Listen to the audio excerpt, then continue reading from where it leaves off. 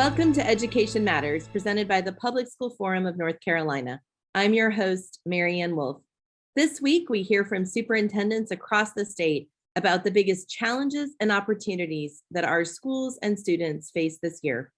It is my pleasure to welcome to the show Dr. Anthony Jackson, Superintendent of Chatham County Schools, Dr. Jeff McDaris, Superintendent of Transylvania County Schools, and Dr. Eisa Cox, the Superintendent of Ashe County Schools. Thank you all so much for being here today. Thank you. It's a pleasure. How is this year similar to you and different from what you expected? And what are the biggest challenges that you're experiencing? So this is my second year as superintendent of Ashe County Schools, the coolest corner of North Carolina, I might add. We are nestled in the northwest corner of the mountains, and I don't know that anything could have prepared me for this particular school year start. Last year, I knew we were in the middle of COVID when I accepted the position, and I don't think there was anything that really prepared us for what was to come. I think I was prepared for an easier year. We had a great summer. We were teaching and learning. Summer school was going well. And then the Delta variant really took hold. And so we have seen a lot of fear in our communities, a lot of sick children. And we have been dealing with an ongoing pandemic that I just wish would stop so we could get back to teaching and learning. So some of the challenges within that are, of course, we know kids learn best when they're in school, and when they're quarantined or out sick, they're not in school.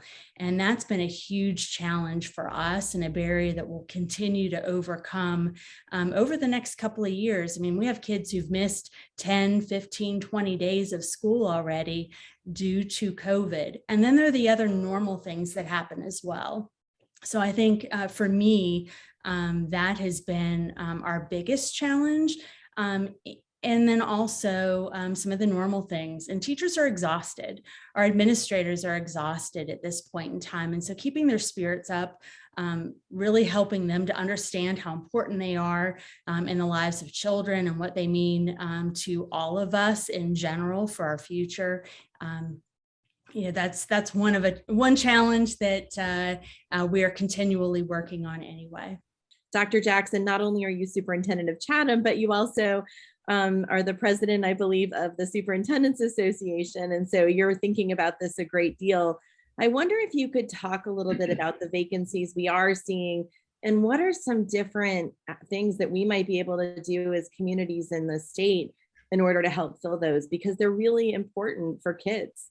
And so it's a troubling pattern that we are seeing in front of us. And when we polled all 115 districts, and approximately 100 or so responded, and we documented at that time around September 8th, well over 4,000 vacancies in this state in the school sector. So I think, first of all, I think there's a message in the message. And the first thing I think we have to remember is that COVID exacerbated the economic conditions for a lot of communities.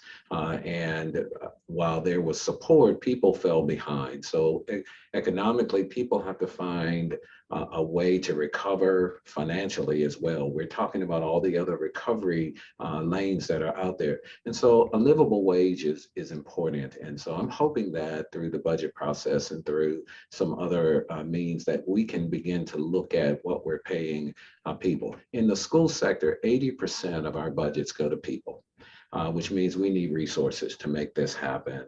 And so I'm pleased to see a lot of our school districts exercise what this recognition strategy and recruitment strategies in terms of using those ESSER funds. But remember, those are one-time infusions.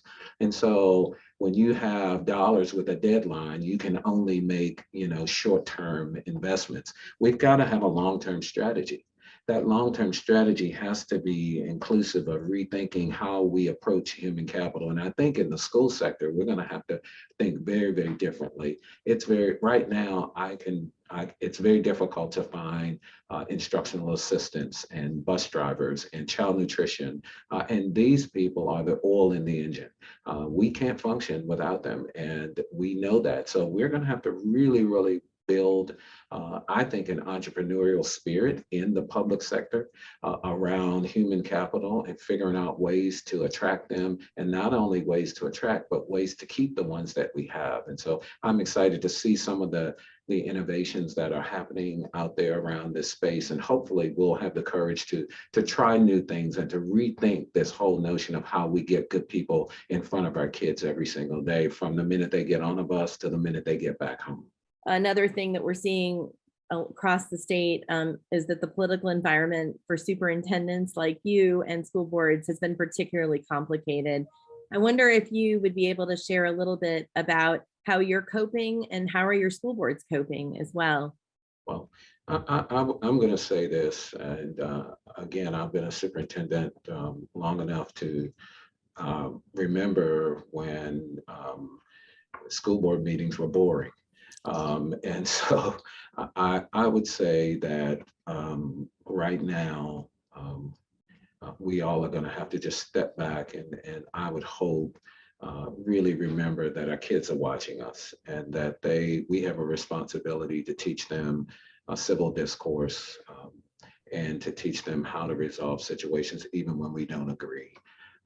I have been very fortunate in both Vance County and here in Chatham that it's been very civil, and I thank my community for that. They've shared their concerns, but they've done so in a way that's been positive and respectful. But to those places where it's not happening, I would just ask everyone to really just tamp down and really think about our kids are watching, and what messages are we sending to them in this space. And to my colleagues, I would say keep your heads up because we're not the enemy. We're here to help. We're here to make sure that our kids are educated well. And as educators, I think we have to stay in our lane. We're educators. We're not virologists. We're not epidemiologists. We can't make decisions that are not in our wheelhouse. And I would hope that people would respect that we're doing what we're advised to do in most cases based on the experts. We can do this, but we've got to be respectful of the other person's opinion. The only thing you get in a power struggle really is tired. And so we've got to end the power struggles right now and really talk about how we can keep our kids in school, give them the routines they need while we wait for the pandemic to the experts to lead us to a place where the pandemic is not as impactful on schools as possible. But you know, superintendents are very used to dealing with people who are unkind, and that's okay. Unkind is okay. Unsafe is not. And I think we've got to make sure that our board meetings are safe. Our public discourse is meaningful and respectful, and ultimately that the models we establish and put out there for children are ones that, as my mother used to say, if it showed up tomorrow on the front page of the newspaper, she'd be proud. So I want to encourage us just to go back to some very basic things around just, you know, respect and the dignity of public discourse. Thank you so much for being here. After the break, we will be back with more from our superintendents.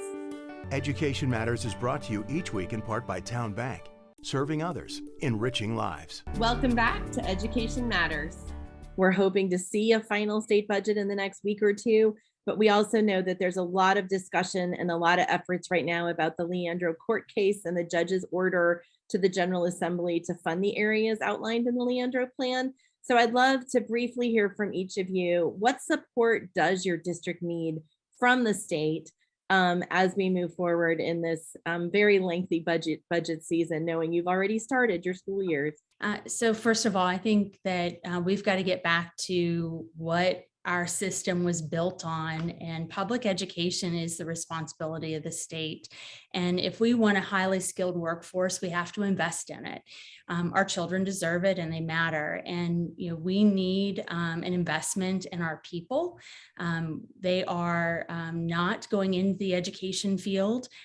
We already talked about some of the shortages in certified staff, and we are competing with private industry, but yet most every child goes through the public school system. And so we want to make sure that our children are getting the quality education that they deserve, and the teachers and staff members who are participating in that right now are providing that high quality education. And so we need to remember that. Funding is funding, and it comes down to nuts and bolts. We need funding for people. We need funding for infrastructure. Some of our buildings are really old, and that's across the state. And we need to make sure that we are investing in technologies that our students can benefit from, investing in infrastructure for those technologies so students have access. And we need to make sure that we're taking care of our children's future, and that future is, of course, the learning that takes place every single day. So I know I spoke in a lot of generalities. I could name a whole list of things that we actually need, but that's our duty, and that's what's going to help us to move forward. If we want to attract businesses into the state of North Carolina, we have to have a highly skilled workforce, and that takes an investment in the people and in the technologies that we need to do that. I would say, just as we know leadership matters, resources matter. If you build a beautiful house, you pay attention. I know the first thing you see is the siding and the front door and the yard. But to reach that point, there had to be a foundation laid. And that's not really necessarily the attractive part, but there's a lot of parts of that foundation that make everything else come to fruition. And so all of those resources matter. All the things that we do, I'm wearing a shirt today to honor our transportation groups today.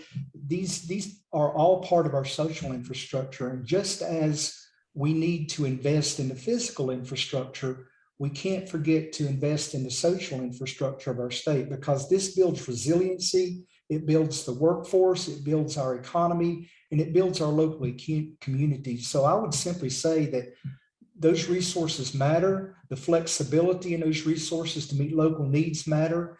And we know that without them, then we're having to do some things that are not necessarily as strongly suited as we would hope they would be. So I would just simply say that all of those resources matter, and they matter a great deal. Thank you. And Dr. Jackson, I'd love to hear from you on this as well. I would hope that we can invest in a long-term strategy that will help schools find the human capital they need to, one, do our mission critical work. We can't do the work without people. We can't find the people if we can't pay them a livable wage, and we don't have the resources at our disposal to ensure that our kids have access to those tools that both of my colleagues mentioned. And so I think that with all of that, with the budget, I would ask that we also include just some level of flexibility so that each community can meet the needs of their individual constituencies. We had no problem saying throughout the pandemic that the local boards can make decisions about what's best for their communities. I'd like to see that same level of trust given to us around budgeting and using the resources that are provided to us. I think we have a bold opportunity to step forward, having led a district that was a Leandro plaintiff. I think we have a bold opportunity, and I've said this before, to step forward and do what's right for our kids, to make sure that every single child, regardless of zip code, has the ability to engage in what we all consider high quality instruction, high quality education, with a good teacher in front of them and a good leader in the building that serves them every single day. They deserve nothing less, and I believe that it's time for that. And I believe that it's time for us to, again, begin looking for a long-term strategy to ensure that public education in this state is not only the best in North Carolina, but the best in our country.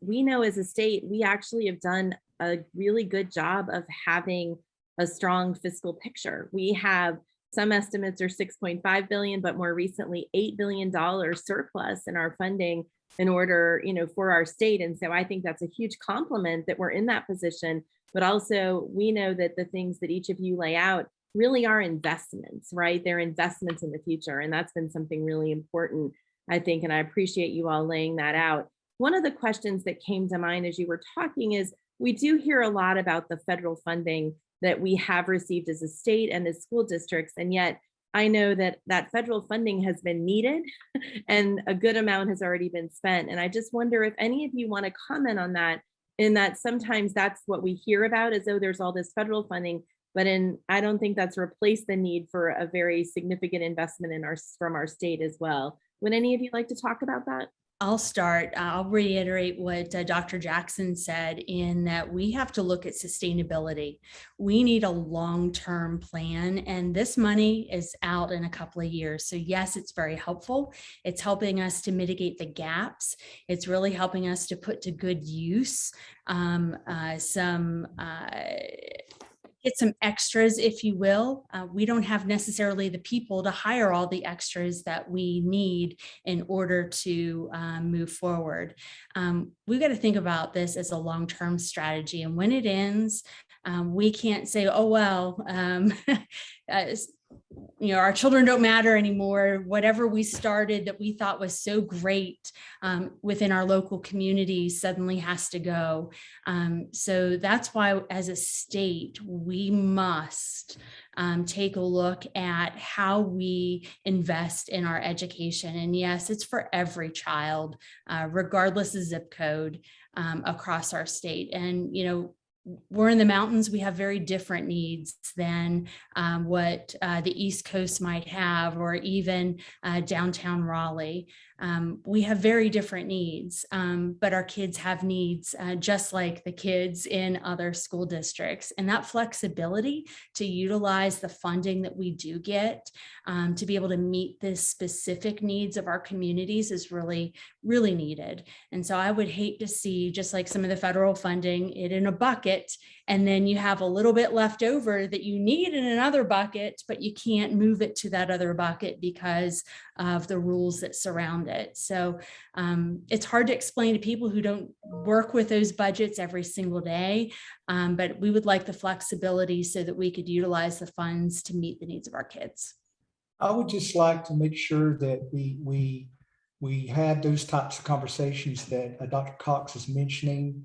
You want to avoid the pitfalls of plausible deniability. And what I mean by that is, the perception that you receive all these monies, but they're short term, and the perception that, well, you had these monies to address these things. Well, they're not long term, and there were other needs before this came about. These are targeted monies, and there are still underlying needs that are yet to be addressed. And so you want to avoid that plausible deniability aspect of, well, you had this money, but you could have used it for this or that. It's part of a careful, strategic conversation. We want to get back to the business of meeting our strategic plans, not only for our systems, but for our state. And this would be an important part of that. Dr. Jackson, did you want to add anything? Yeah, I would only add, and my colleagues they hit it right on the head. And I would just ask people to understand the difference between infusion and inheritance. We are experiencing an infusion of resources right now, and those resources are dollars with deadlines. They're going to go away. We're not getting an inheritance that we can plan out and know that we're going to have. So we're going to have to try to find a middle ground and try to ensure that with the infusion, at the end of the day, there's impact. And so I want us to understand, I can hold you accountable for changing your life's direction with an inheritance. I can only have you change for a short period of time with an infusion. And so I think we've got to decide what's important for our children right now. Do we want to infuse cash and have them, because all we're doing is financing a period of time that we all agree we're only tolerating the pandemic. And so at the end of all of this, what resources will we have on the other side of this hill, or on the other side of this, to really sustain any of the innovation that we know will work for our kids? And that's what I'm concerned about. And that's what I would hope people would understand. These dollars, they have very clear deadlines. They're going to go away whether we spend them or not, whether we spend them on the things that we need to or not. They're not inherited dollars that we can put in the bank and use once we get back to quote normal. Well, thank you so much to each of you for what you do, for the heart you bring, but also all the expertise and experience, and for giving of yourselves every single day. And so we're so grateful to have you as leaders in our state. After the break, this week's final word. Our school superintendents lead schools with a deep understanding and focus on what our kids need to be successful in school and in life beyond the classroom. And today we heard from 3 of our wonderful superintendents who shared what they know to be critical elements that North Carolina must provide in order to ensure our children have a sound basic education across our great state. Investing in the recruitment and retention of high quality, well-prepared educators, which are in short supply right now, tops that list. Our districts are seeing unprecedented vacancies in their school buildings, including for teachers. The answer is twofold. We must become more flexible and creative when it comes to hiring for these roles, and we must invest in these positions at much greater levels in order to attract and retain the talent that we and our children need in order to be successful. We must also invest in the social and emotional learning for our students, which includes access to school support personnel such as counselors, social workers, and psychologists. And our children need safe learning environments where not only are the school buildings repaired and renovated to meet today's health and safety needs, but also we need strong communities who hold each other's personal well-being in the highest regard and work together to that end. Too often today, I hear that local school board meetings are filled with tensions and threats to personal safety that are unprecedented and unacceptable. We must come together as a community to support one another, not launch personal attacks as a means to achieve our own individual goals. We must all do better for the sake of our children. We are greater together. The way forward for all of us has been made clear. We must invest in our schools in much more significant ways right now. As we've been highlighting repeatedly on Ed Matters, it has been more than 25 years since the beginning of North Carolina's school funding court case known as Leandro. Since then, it has been found repeatedly that our state has not been providing the resources our public policies required to meet the fundamental needs of all of our students. We also know that as a state, we are significantly below the national average in per pupil expenditure, principal pay, and teacher pay. You may ask yourself, why should Leandro be important to me? The answer is simple. We know that every child needs a high quality and well-prepared educator in their classroom and principal in their school. We know that early childhood education and post-secondary attainment are essential. We know that student support personnel such as counselors and social workers make a difference for kids. And North Carolina is ready. We have approximately $8 billion in surplus revenues here in North Carolina. We have significant needs in our schools. The time is now to make these significant investments in our public schools if we hope to ensure our children will be able to thrive and compete in a global economy. This impacts us all, our communities, our workforce, and our economy. We have a clear roadmap that identifies just how we can make targeted investments in our classrooms, in our teacher pipeline, and in our school funding systems so that we can finally meet our constitutional obligation to equitably provide each and every child a sound basic education here in our state. We are standing at a crossroads right now as a court-ordered date is almost upon us to fund these targeted investments as laid out in the Leandro Action Plan. We have the resources. The time is now, and it's up to each of us to demand from our leaders that we invest in our public schools. Let's go, North Carolina. Thank you for taking time with us to learn and think about education. That's all for today, and we'll see you next week.